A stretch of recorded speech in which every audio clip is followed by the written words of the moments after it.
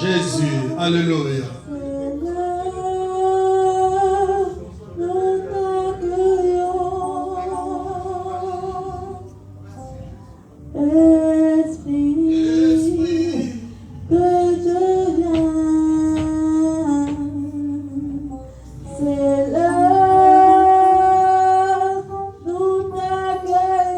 Nous t'accueillons en ces lieux, Esprit de Dieu, Esprit de la parole, Esprit de vérité, Esprit du Dieu très haut, alléluia.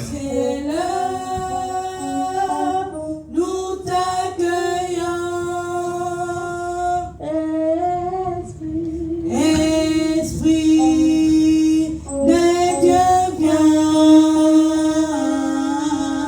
c'est l'heure, nous t'accueillons.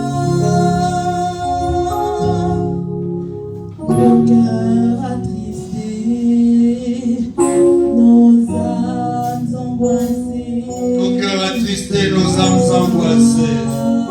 Nous venons te les présenter, Seigneur. Nous avons besoin de toi, Esprit de Dieu. Toi seul peux restaurer. Toi seul peux restaurer, oh Dieu. Nous crions à toi, Seigneur.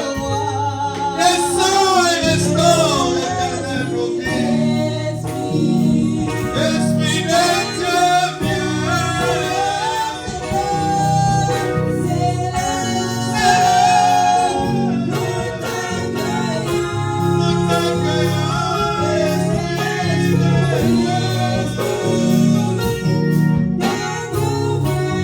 Esprit du débordement, alléluia.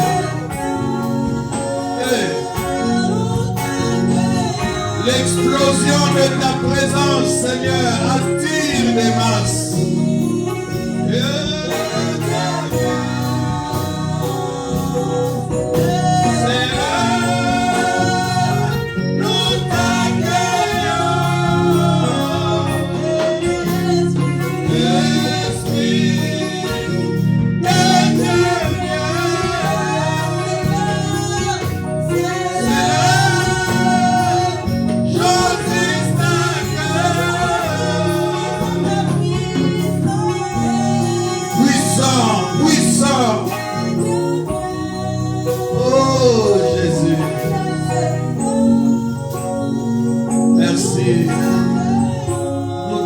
Au milieu de nous, par des acclamations nous t'accueillons, par des cris de joie nous t'accueillons.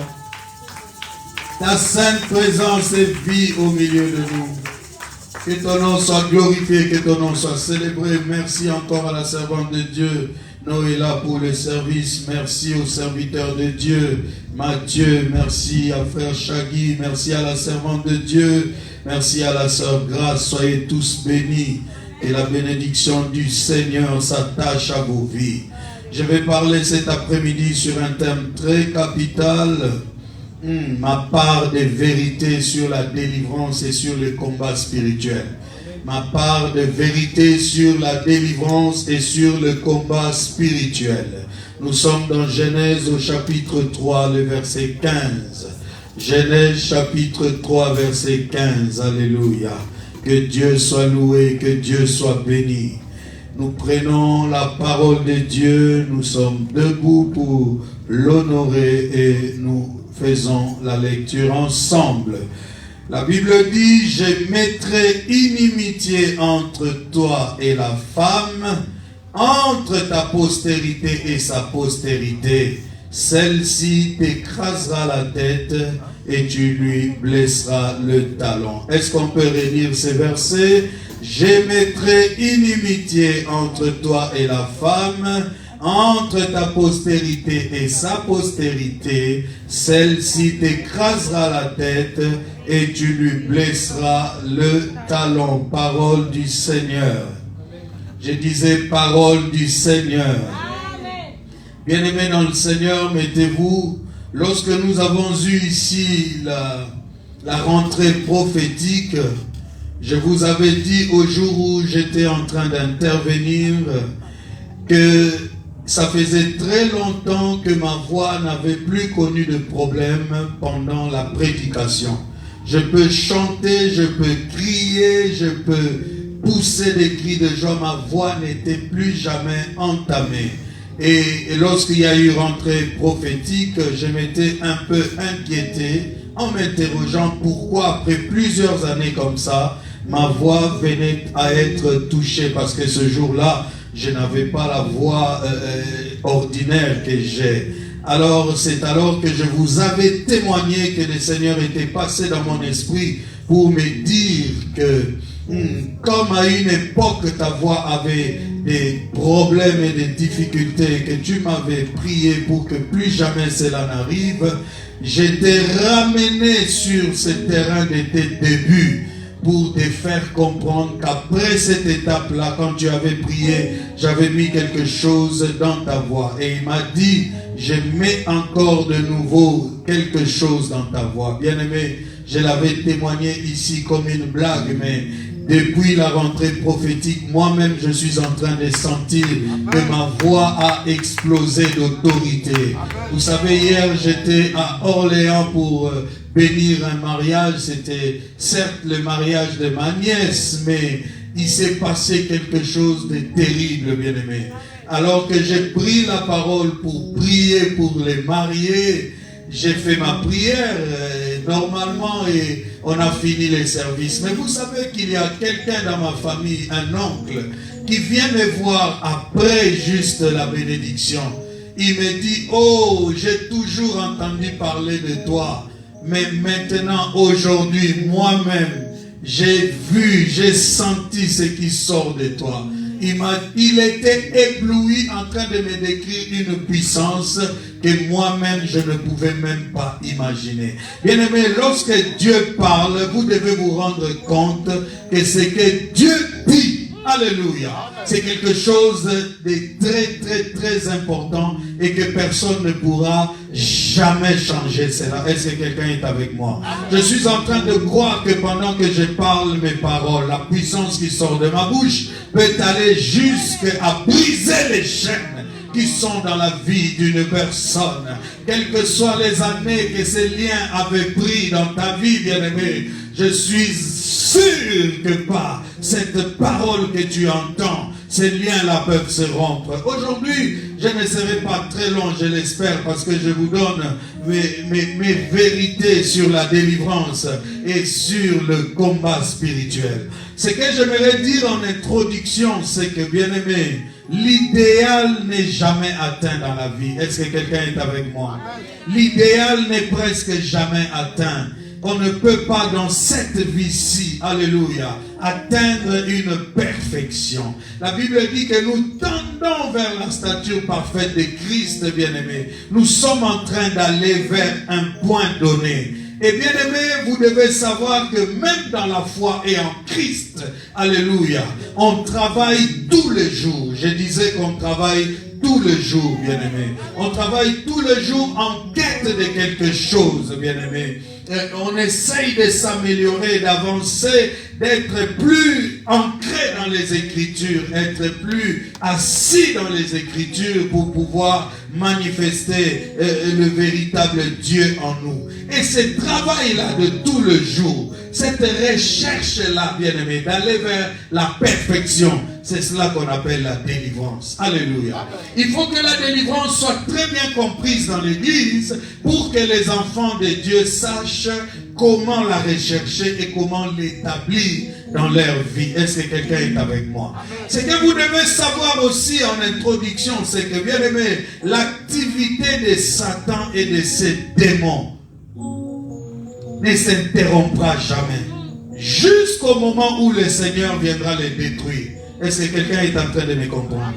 Tous les jours, ils travailleront, à chaque instant, à chaque circonstance. Que tu sois riche, que tu sois pauvre, que tu sois bien-aimé en bonne santé, malade, les démons seront toujours autour, Satan sera toujours autour pour combattre les enfants de Dieu. Ça ne changera pas. Le combat peut changer de forme, mais le combat sera toujours là. Le combat peut s'adapter aux époques, mais il sera toujours là, bien-aimés. Alléluia. Et le travail de la délivrance, comme je l'ai dit, c'est un travail qu'on poursuit. On avance, on marche, bien-aimés. On essaye d'aller vers cette délivrance-là.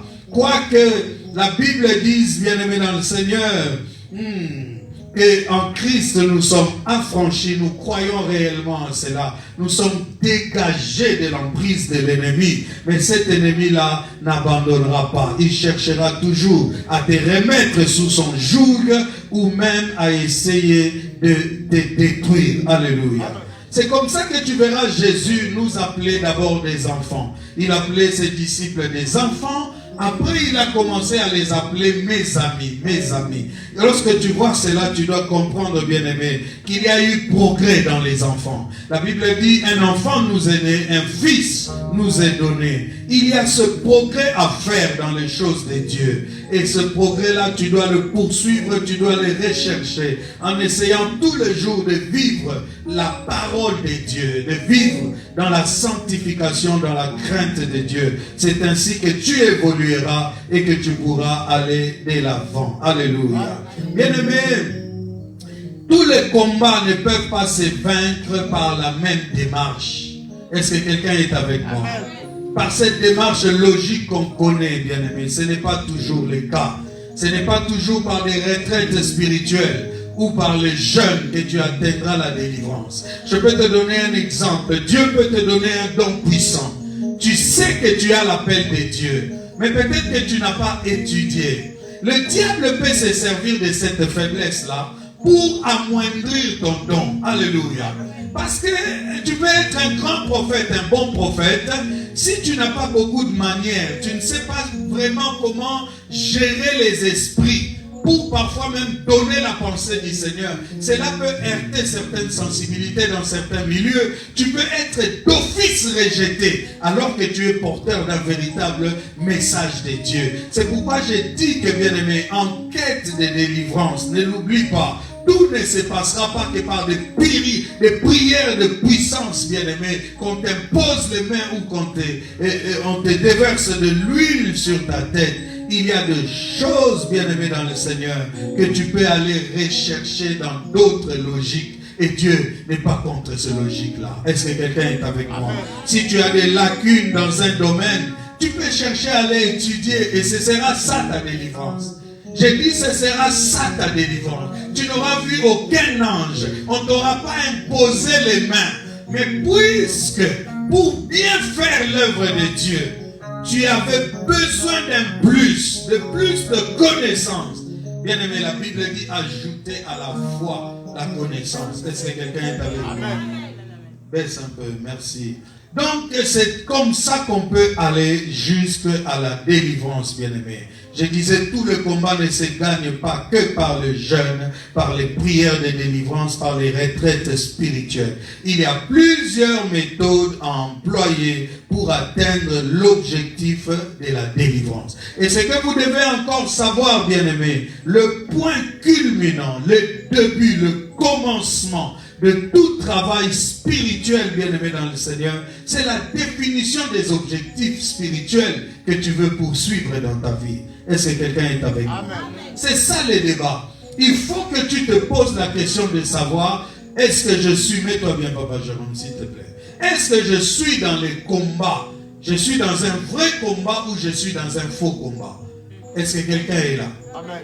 C'est très important de pouvoir définir les objectifs spirituels avant d'atteindre, bien aimé, le travail spirituel qui peut être la délivrance, qui peut être tout autre mouvement spirituel. Alors nous avons lu dans Genèse au chapitre 3, verset 15. Je relis encore pour la bonne compréhension. La Bible dit, je mettrai inimitié entre toi et la femme, entre ta postérité et sa postérité. Celle-ci t'écrasera la tête et tu lui blesseras le talon. Alléluia. Amen.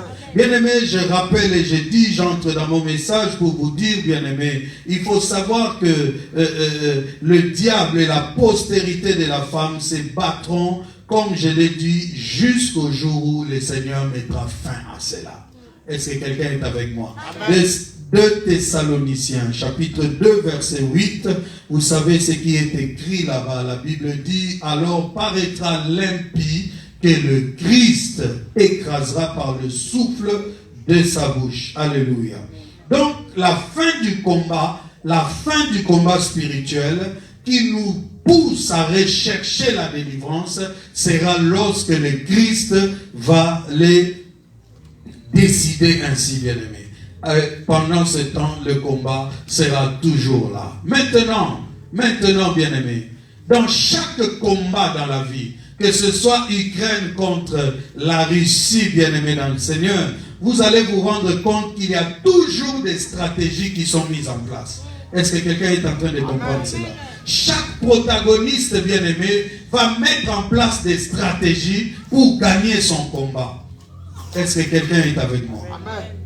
Quand tu vas en guerre, tu dois avoir des stratégies pour vaincre ce combat-là. Si tu n'as pas de stratégie, si tu n'as pas de méthode, si tu n'as pas, bien-aimé dans le Seigneur, une manière d'affronter ton ennemi, tu ne pourras jamais gagner le combat. Parce que lui aussi, cet ennemi-là, il est en train d'agir de manière à contrôler ta vie, de contrôler ce combat-là pour pouvoir les gagner. Alléluia.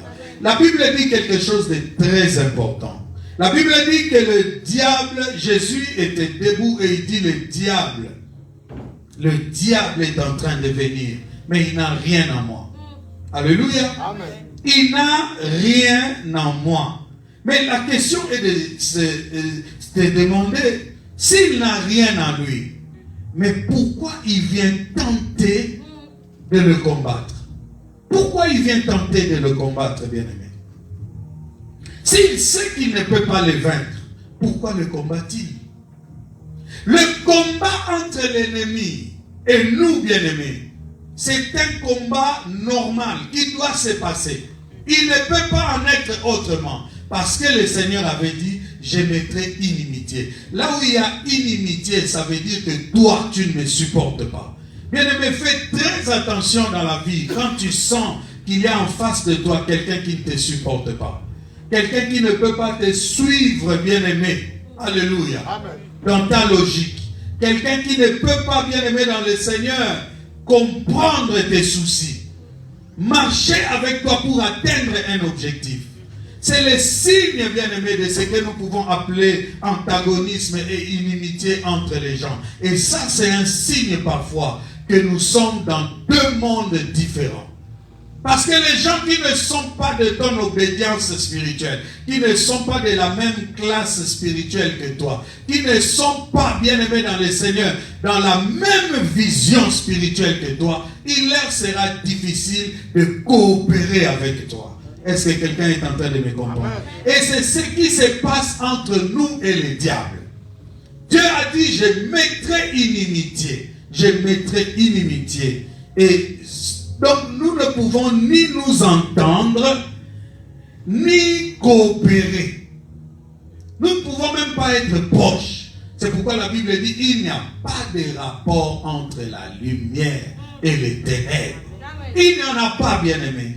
C'est pourquoi les compromissions sont très dangereuses dans la vie de la délivrance et dans la vie du combat spirituel. Je parle de quoi? Je parle de ma part de vérité sur les combats spirituels. Alléluia. Amen. Alléluia. Amen. Alors la première vérité que moi je donne cet après-midi sur la délivrance et le combat spirituel, c'est que, bien-aimés dans le Seigneur, le diable ne nous attaque pas que dans l'objectif de nous détruire. Il nous attaque aussi dans l'objectif de se défendre. C'est ma première vérité sur la délivrance et sur le combat spirituel. Alléluia. Je dis encore, ma première vérité est que le diable n'attaque pas que pour nous détruire, égorger, tuer tout ce que vous savez, mais il attaque aussi pour se défendre. Est-ce que quelqu'un est avec moi? Amen.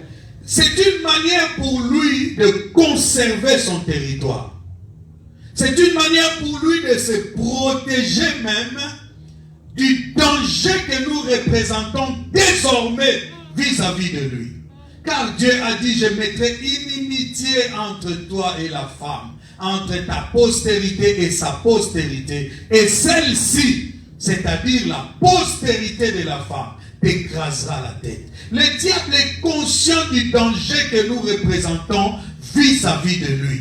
Il le sait, bien-aimé. Ce sont les enfants de Dieu qui dorment, qui n'ont pas conscience de l'autorité et du pouvoir que nous avons reçu de Jésus. Alléluia. Pour tourmenter le diable et pour détruire ses œuvres. La Bible dit le Fils de Dieu a paru pour détruire les œuvres du diable, bien-aimé. Lorsqu'il cherche à attaquer les premiers, ce n'est pas toujours parce qu'il croit avoir le pouvoir de te détruire. C'est aussi parce qu'il sait que si lui n'attaque pas, toi tu vas attaquer.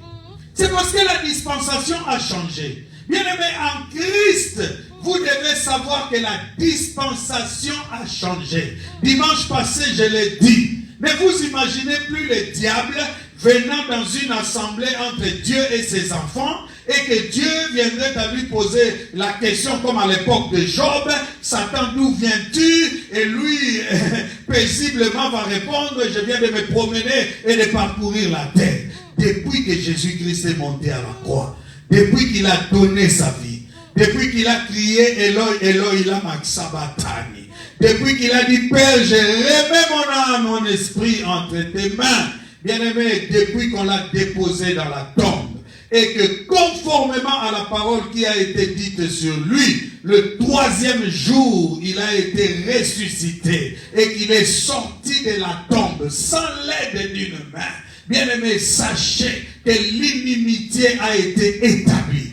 Et ce diable-là ne peut plus se donner la liberté de s'avancer, bien-aimé, vers les élus de Dieu, vers les enfants de Dieu, sans que ceux-ci puissent contrecarrer ses œuvres. Alléluia. Amen. Je suis encore en train de te dire que ma première vérité, c'est que le diable n'attaque pas que pour nous détruire, il attaque aussi, c'est pour se défendre. Il mène ce combat pour se protéger, bien-aimé, parce qu'il sait que nous représentons un danger vis-à-vis de lui. 1 Pierre chapitre 5, le verset 8.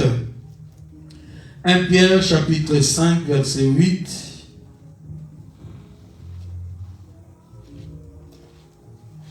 Je crois que c'est ça.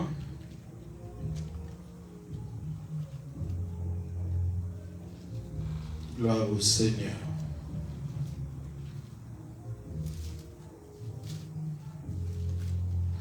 Gloire au Seigneur.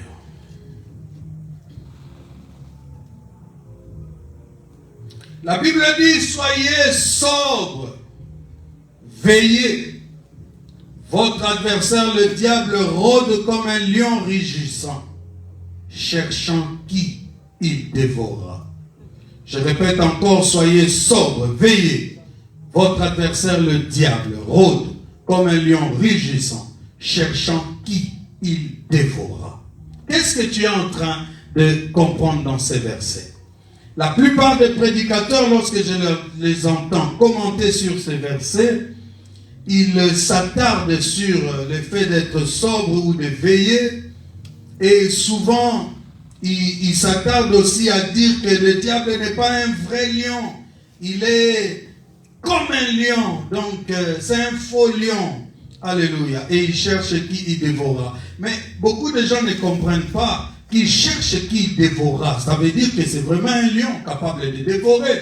Est-ce que quelqu'un est avec moi? Amen. Mais moi, ce qui m'intrigue et ce qui m'attire le plus dans ces versets, c'est le fait qu'il est comme un lion rugissant. Un lion qui veut attaquer va faire silence pour que la proie, alléluia, sa proie ne puisse pas déjà le détecter. Lorsqu'on parle du lion rugissant, on est bien aimé sur cette étape de la vie du lion qui veut gagner un territoire, qui veut asseoir son autorité, qui ne sait pas encore, bien aimé dans le Seigneur, sur le terrain où il se retrouve, s'il est en sécurité ou s'il est en danger. C'est comme ça que tu verras le lion, lorsqu'il vient sur un nouveau territoire, il va lancer des cris. C'est ça qu'on appelle le rugissement du lion. Lorsqu'il lance des cris, il est en train d'annoncer à toutes les bêtes chétives, petites, faibles, tout autour de cet endroit, que maintenant ici, c'est moi le roi lion qui m'installe. Un lion rugissant. Il lance des cris, c'est pour marquer le territoire. Tu vas voir le lion lorsqu'il vient sur un nouveau territoire. Comme il n'a pas la certitude de la sécurité sur ce territoire, bien-aimé, il va se mettre à uriner tout autour des territoires qu'il veut contrôler. Parce qu'il sait que tout animal qui viendra là va sentir l'odeur. Et les animaux savent reconnaître que ça c'est l'urine de l'éléphant, ça c'est l'urine du lion, ça c'est l'urine du léopard, des choses comme ça. C'est comme ça qu'un lion marque son territoire. Et le plus grave dans ces versets, s'il faut parler de la délivrance, il faut voir le fait qu'il est un lion rugissant. Et il rôde.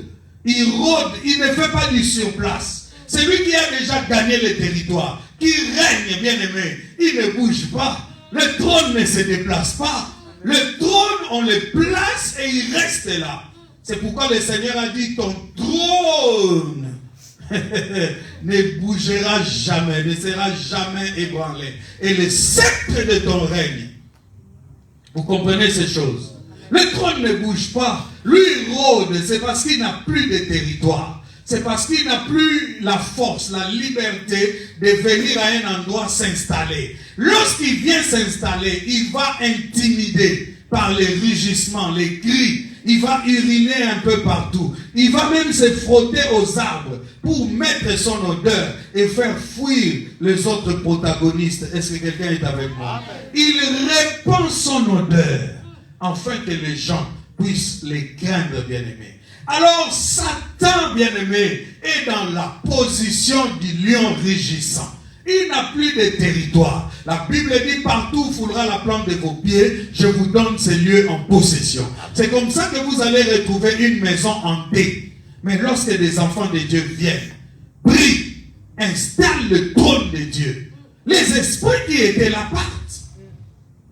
Bien-aimés, certains appartements que vous habitez, les gens qui ont fait les sciences occultes, qui évoquaient les morts, l'astrologie, toutes ces choses, ils ont peut-être habité. Mais quand vous atterrissez là, la présence de Dieu qui vous accompagne va, bien aimer, étouffer ces choses-là, jusqu'à les détruire et à les faire partir. Nous avons donc un pouvoir que nous avons reçu du Seigneur.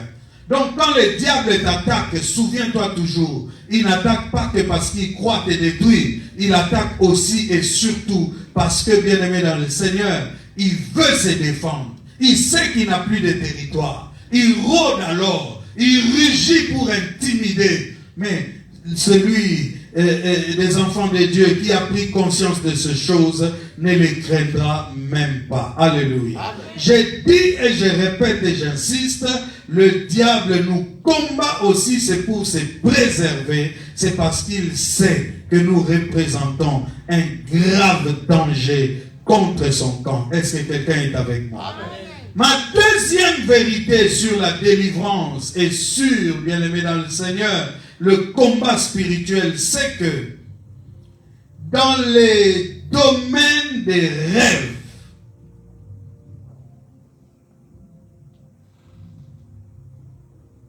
le domaine des rêves est un domaine, bien aimé, que personne ne maîtrise. Est-ce que quelqu'un est en train de m'écouter?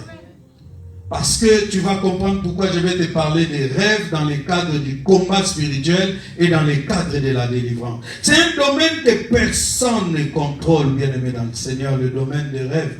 Il y a un terme technique, on appelle ça le monde éthérique, je crois. C'est le monde des rêves, quoi. C'est un monde où je viens te dire que personne vraiment ne contrôle cela. Et tu vas comprendre pourquoi c'est un monde que personne ne contrôle. Parce que la source des rêves, bien aimé, est diverse. C'est-à-dire qu'il y a plusieurs choses qui peuvent amener le rêve à se produire dans ta tête. La Bible dit dans Job que Dieu parle tantôt d'une manière, tantôt d'une autre, au travers des songes et des rêves lorsque les gens sont profondément endormis. Donc Dieu peut être la source des rêves. Tu peux voir des choses dans ton esprit la nuit, en dormant, ou même sous forme de vision. Vous connaissez la différence entre les rêves et les visions. Les rêves, c'est quand tu es couché, endormi. Les visions, tu peux les avoir même en étant éveillé. C'est ça la première et grande différence sur ces choses-là. Alléluia. Donc Dieu peut être la source des rêves. Il peut te parler au travers des rêves. Mais les rêves naissent aussi par la multiplicité des pensées en toi. Commence à rêver d'une chose. Commence à penser intensement à une chose. Commence à imaginer certaines choses. Tu vas les retrouver dans tes rêves. La plupart des rêves que font les gens sont aussi, bien aimés, le fruit de la multitude de pensées en eux. Alléluia. Les rêves peuvent naître aussi, bien aimés, par des pensées captives qu'on a fait pénétrer en toi par des enseignements. Lorsque tu as suivi un enseignement et qu'on t'a fait comprendre que dans le domaine de la délivrance, dans le domaine du combat spirituel, les choses se passent ainsi, les choses se passent comme ça, bien aimé, tu peux retrouver que tu commences à faire des rêves en rapport avec les informations que tu as reçues. Parce que, bien aimé dans le Seigneur, les esprits, n'importe lesquels, peuvent venir dans une vie, mettre leur information lorsqu'ils ont une porte ouverte. Alléluia. Amen. Ils peuvent venir déposer des informations en toi. Et ces informations-là peuvent se manifester sous forme de rêves aussi. Lorsque tu as suivi des enseignements, bons ou mauvais, cela peut formenter ta tête. Et c'est formulé en forme de rêve que tu vas voir la nuit et tu vas te dire, Dieu m'a parlé. Non, bien-aimé. Dans tous les rêves, ce n'est pas toujours Dieu qui te parle. Tu peux être objet des attaques et l'ennemi veut mettre quelque chose en toi. L'ennemi veut prendre le contrôle de ton être. Je vais y revenir. L'ennemi peut infiltrer ces choses-là pour manipuler ta vie. Les rêves peuvent aussi, enfin, être envoyés vers toi par Satan lui-même ou par ses agents. Est-ce que quelqu'un est avec moi? Amen. Le diable peut mettre des choses sous forme de rêves en toi. Mais tu vas comprendre, bien-aimé dans le Seigneur. Lorsque je suis en train de dire qu'en Jésus, la dispensation a changé. C'est-à-dire que nous, aujourd'hui, en tant qu'enfants de Dieu, les humains divinisés, tu as pris les livres et tu ne les lis pas. Les humains divinisés que nous sommes, bien-aimés dans le Seigneur, nous ne sommes plus dans la défensive. Nous sommes aussi dans l'offensive. Nous avons aussi le pouvoir d'attaquer l'ennemi. D'aller le poursuivre dans ses retranchements. Et de lui faire suffisamment mal pour qu'il arrête de tourmenter nos vies et nos esprits. Alléluia. Amen. En Christ, nous ne sommes pas dans la défensive. Nous sommes aussi dans l'offensive. Est-ce que quelqu'un est avec moi? J'ai dit, est-ce que quelqu'un est avec moi? Amen. Donc, bien-aimés dans le Seigneur, en ce qui nous concerne, bien-aimés, ou en ce qui concerne le monde des rêves, sachez que le diable peut les susciter en nous. Et il faut retenir que le diable, lui, il est conscient que la dispensation a changé. Ce sont les enfants de Dieu parfois qui traînent à savoir que le pouvoir que Jésus nous a donné, ce n'est pas seulement pour attendre qu'il nous attaque et les repousser, mais c'est aussi pour les faire partir de nos vies lorsque nous voyons des signes de sa présence. Alléluia. Amen. Tout ce qui est contraire à la parole de Dieu, tout ce qui est contraire aux promesses de Dieu, tout ce qui est contraire à la vie que Dieu te promet, lorsque tu vois cela s'établir tout autour de toi, sache que c'est le diable qui tente. J'ai dit il tente parce qu'en vérité, alléluia, il n'a pas vraiment le pouvoir, il n'a plus ce pouvoir de détruire. Il tente pour voir s'il trouve la distraction, s'il trouve une porte ouverte, il va te faire mal. Mais en réalité, lorsque tu as fermé toutes les portes, il ne peut rien. Est-ce que quelqu'un est avec moi? Amen. Parce qu'il sait que la dispensation a changé. Le diable sait ce que nous sommes capables de faire contre lui. Et il sait que nous pouvons lui faire très mal. Bien aimé, lorsque tu élèves la voix et tu cries au nom de Jésus et que tu chasses les démons et que tu les fais avec foi, tu n'imagines pas ce qui se passe dans le monde spirituel. Tu ne l'imagines pas. Je vous ai dit hier, j'ai fini de bénir les mariés à Orléans. Mon oncle vient me voir. Il me dit, il le disait en lingala, na yoka amoka na sango. Lelo nga moko na vivre yango. Puissance et bimikati na yo lelo. Non. Il était étonné. Maintenant les sangola, il l'apprend où? Ayoka nga na sangoa. Dans la famille, dans ma famille à Paris, nous sommes plus de 250. Famille propre. Ce n'est pas la famille des gens éloignés. Ça dit ma mère, ses sœurs, leurs enfants, nos petits-enfants, tous ceux qui sont en France et à Paris. Nous sommes plus de 250. S'ils parlent de moi comme puissant, où sont-ils à l'église? Pourquoi ils ne viennent pas? Je vous ai dit, l'inimitié, quand elle est établie, tu vas retrouver deux personnes issues des mêmes parents, mais qui peuvent être divisées à vie. J'ai aimé Jacob, j'ai haï Ésaü. Alléluia. Ce sont des grands mystères que vous devez comprendre en grandissant dans la foi, bien-aimés. Alléluia. Amen. Et le diable, bien-aimé, c'est comme quelqu'un qui revient chez lui et qui apprend qu'on a mis une bombe dans sa maison. Lorsqu'on a mis une bombe dans ta maison, comment tu vas réagir, Chagaël? Si tu as le courage de Jack Bauer, dans 24 heures chrono, tu vas tout faire, alléluia, pour désamorcer la bombe. Tu vas aller vers la bombe en essayant de voir par quel mécanisme cette bombe va exploser. Et tu vas tenter de désamorcer la bombe.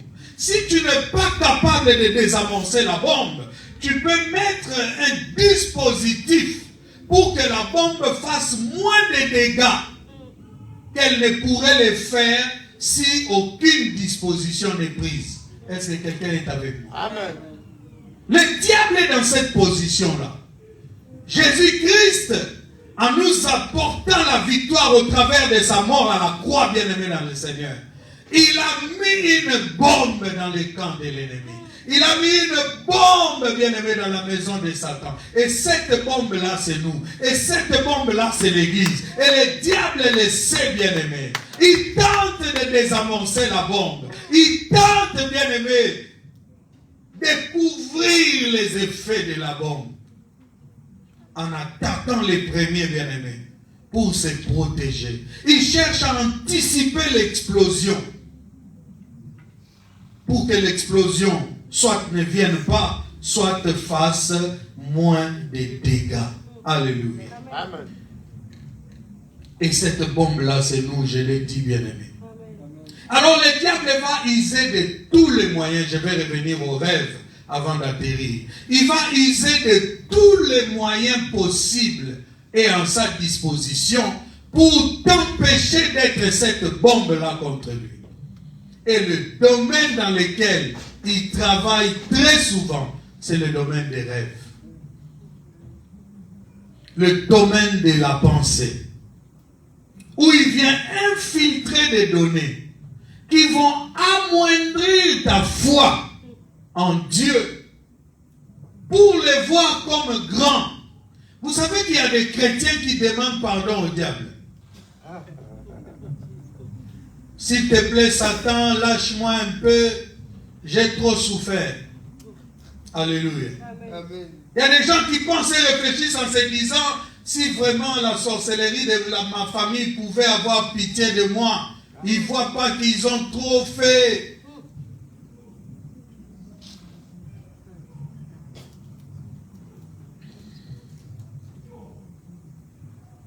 Tant que tu ne prendras pas conscience de cela, le diable va continuer à te manipuler. Est-ce que quelqu'un est avec moi? Amen. La Bible dit, allez et faites de toutes les nations des disciples. Matthieu chapitre 28, verset 19. Allez. Ce n'est pas l'attaque, ça. C'est la défensive. Restez chez vous, priez que les âmes viennent. Non.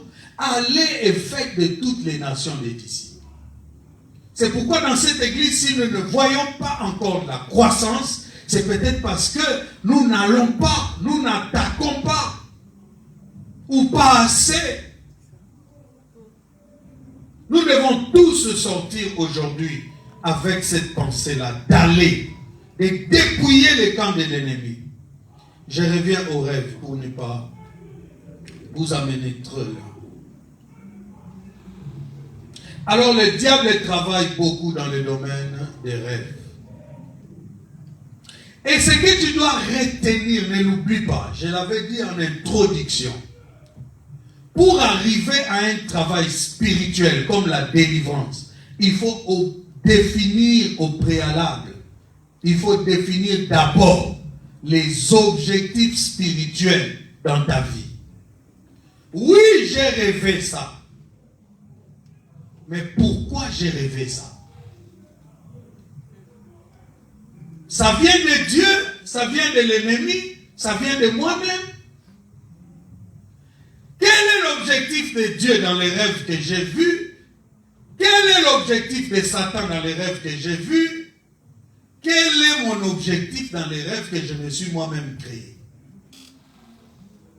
Si tu as la définition de ces choses, tu pourras déjà détecter si tu es dans un vrai combat ou un faux combat.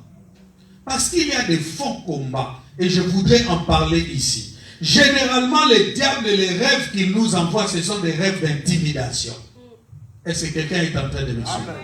Ce sont des rêves d'intimidation. Il veut prendre le contrôle de ta pensée. Il veut te faire croire que tu ne progresses pas. Il veut te faire croire que toutes ces années que tu passes en Christ, ça ne va pas. Il veut te faire croire, bien-aimé, que l'église où tu te retrouves, il n'y a pas de puissance. Tu dois aller rechercher là où il y a la puissance. Parce que tu vas te dire, pourquoi je vais à la prière, on me pose les mains, j'ai toujours ce genre de rêves, donc mon pasteur n'arrive pas à me délivrer, je vais aller chercher, bien-aimé. C'est en allant chercher là que les gens ont rencontré les véritables diables parfois.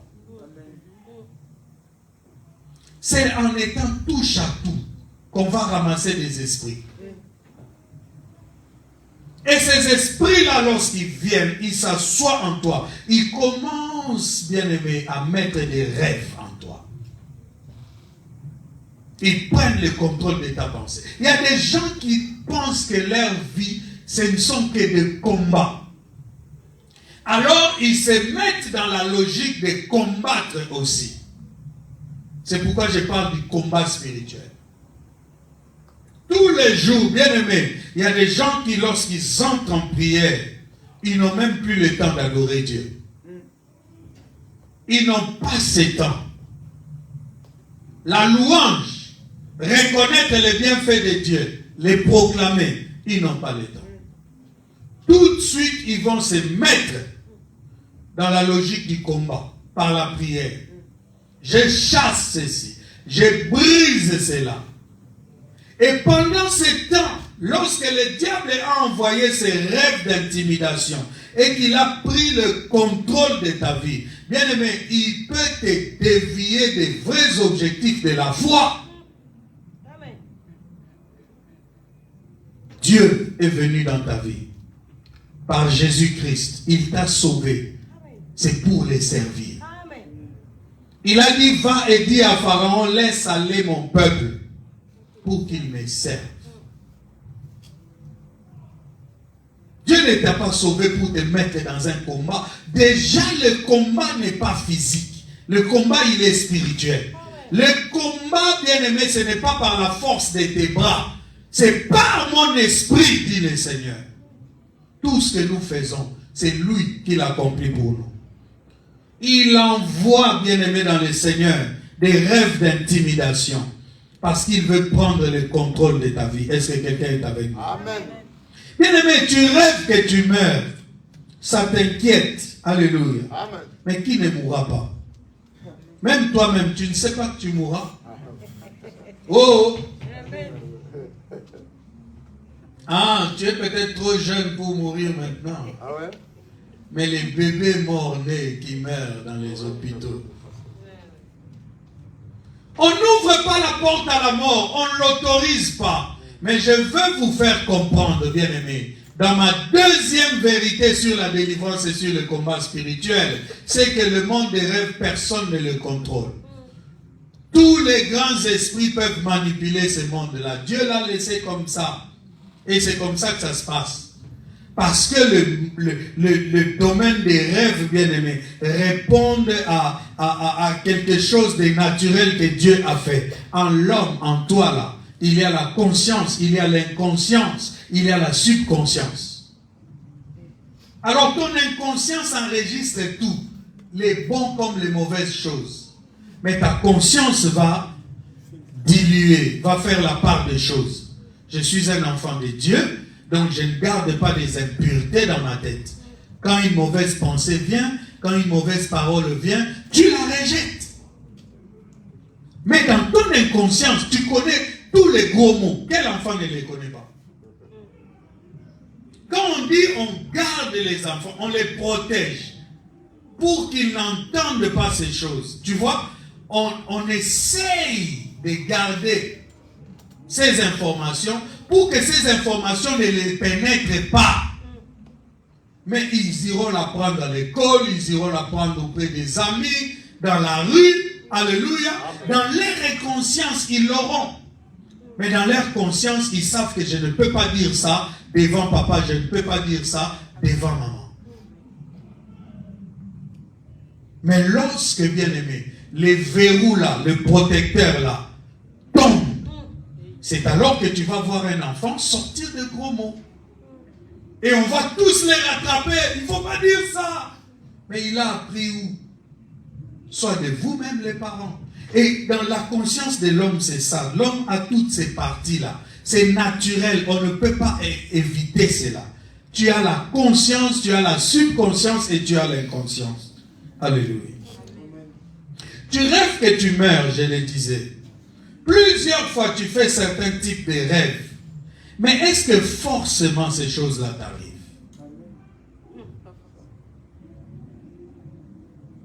J'ai rêvé, on m'a attrapé. J'ai rêvé, on m'a enchaîné. Mais la personne qui a rêvé ça a un travail que les autres qui n'ont pas rêvé ça n'ont pas. Il gagne un salaire. Alors, les effets de ces rêves-là peuvent se manifester quelque part. Mais ce n'est pas que toute ta vie répond aux rêves que tu fais. Alléluia. Amen. Donc, ce que tu dois comprendre maintenant du combat spirituel, c'est que le diable peut t'envoyer des rêves pour t'intimider, pour te mettre dans la distraction, pour prendre, bien aimé, ta pensée et l'orienter vers des choses qui ne vont pas fonder ta croissance spirituelle. C'est comme ça que, bien aimé, en vérité, tous ceux qui sont dans une logique de combat spirituel en permanence et en outrance, dans un autre domaine de la spiritualité, ils ne progressent pas. Ils ne progressent pas, ce sont des bébés spirituels. C'est comme ça que vous apprendrez que dans les églises où on fait de cela une doctrine, à la fin, c'est toujours qu'il nous manipulait, il nous a bouffé l'argent, et ce qu'il nous a déclaré comme prophétie n'est pas arrivé, mais c'est parce que les gens restent des enfants. Il y a des choses avec un peu de lucidité, avec la connaissance vraie de la parole, tu vas te rendre compte où tu es avec le Seigneur. Bien-aimé, tu ne peux pas faire des années avec le Seigneur en étant dans une même position spirituelle. Où tu as marché seul, où tu as marché avec les diables. Et d'ailleurs, même avec les diables, tu ne restes pas sur place. Si tu étais au point 1, il te ramène à moins 30. Il ne te laissera pas au point 0. Le diable ne te laissera pas au point 0. Il va t'enfoncer davantage. Avec Dieu, c'est le progrès. Il envoie des rêves d'intimidation. N'oublie pas, bien-aimé. Tout ce que tu rêves, tu ne les vis pas forcément. Alors fais très attention. Fais très attention. Il faut que tu arrives à un point de la spiritualité où tu maîtrises ton être, bien-aimé. Alléluia. Amen. Où tu sais que là où je suis arrivé maintenant, cette histoire-là, ça ne peut plus se faire dans ma vie. Amen. Et le diable le sait, c'est comme ça qu'il n'attaque pas tous les domaines de ta vie.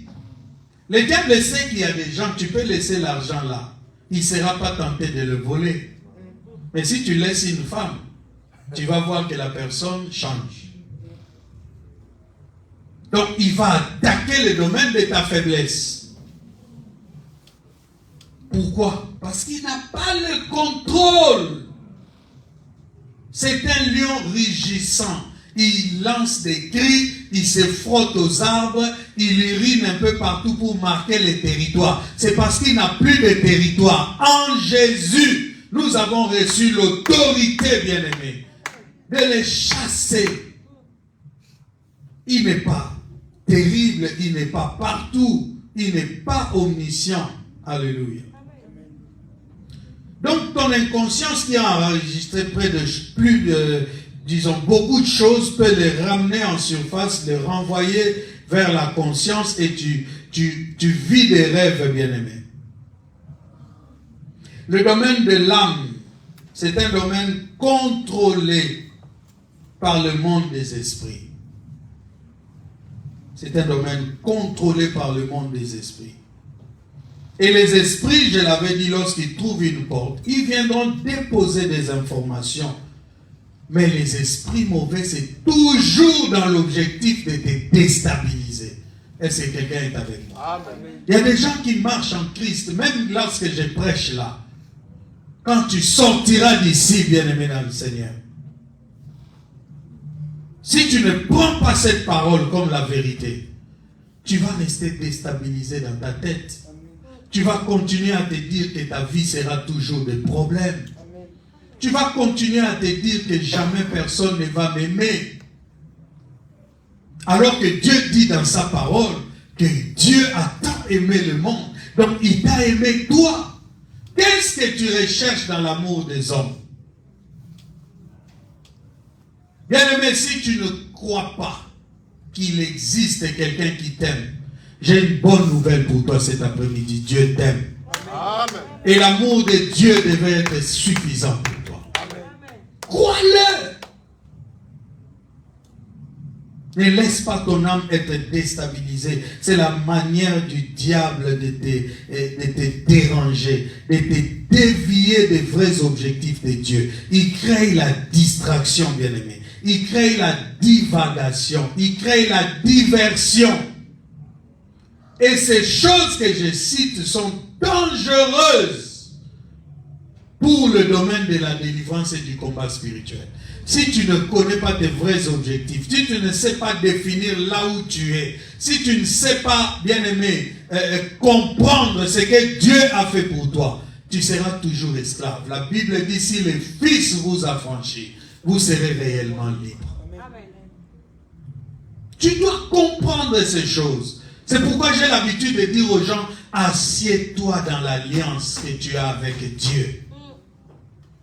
Qu'il vente, qu'il neige ou qu'il pleuve, bien-aimé, tu sais que puisque j'ai signé un contrat avec Dieu, comment tu peux être dans une maison, tu ne payes pas, on ne te chasse pas d'emblée?